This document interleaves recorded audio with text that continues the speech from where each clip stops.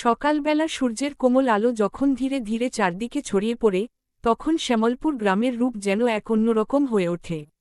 চারদিকে সবুজ ধানের ক্ষেত, মাঝখান দিয়ে বয়ে চলা সরু কাঁচা রাস্তা, আর দূরে বাঁশবাগানের ফাঁকে ফাঁকে পাখিদের কিচিরমিচির, সব মিলিয়ে যেন এক শান্তির রাজ্য। এই গ্রামেই জন্ম রাহাতের। ছোটবেলা থেকেই সে শহরে পড়াশোনা করতে গিয়েছিল।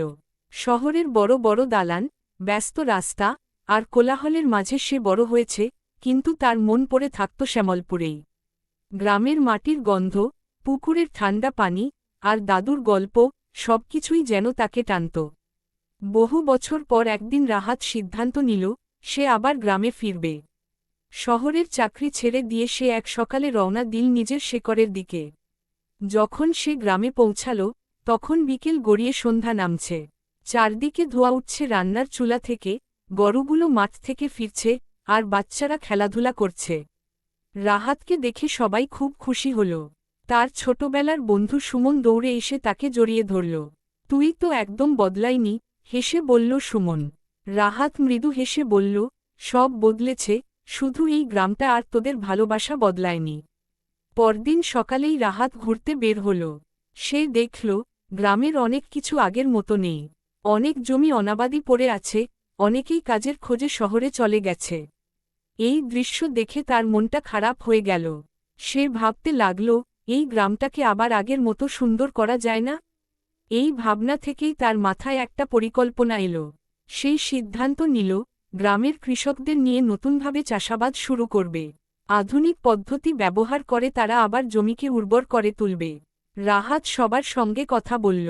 প্রথমে কেউ তার কথা বিশ্বাস করছিল না। তারা ভাবছিল, শহর থেকে এসে রাহাত হয়তো শুধু বড় বড় কথা বলছে।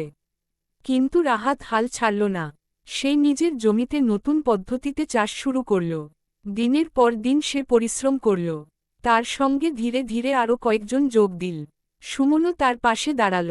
তারা একসঙ্গে কাজ করতে লাগল, জমি পরিষ্কার করা, বীজ বপন করা, সেচের ব্যবস্থা করা। কয়েক মাস পর ফলাফল দেখা গেল।